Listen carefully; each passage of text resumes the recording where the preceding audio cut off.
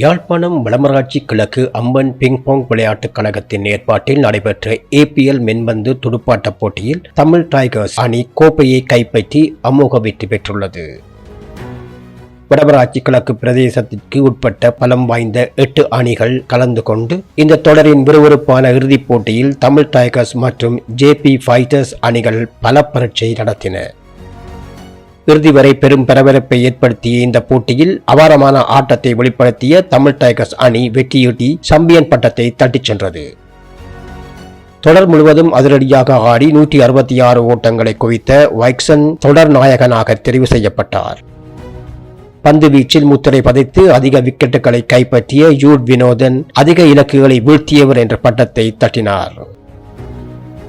இறுதிப் போட்டியில் தனது சிறப்பான ஆட்டத்தால் அணியின் வெற்றிக்கு வித்திட்ட கண்ணன் ஆட்ட நாயகனாக தெரிவு செய்யப்பட்டார். அம்பன் பிங்பாங் கழகத்தின் தலைவர் சி சயந்தன் தலைமையில் நடைபெற்ற இத்தொடரில் ஆரம்ப நிகழ்வுகளில் விருந்தினர்கள் மங்கள விளக்கேற்றி சிறப்பித்தனர்.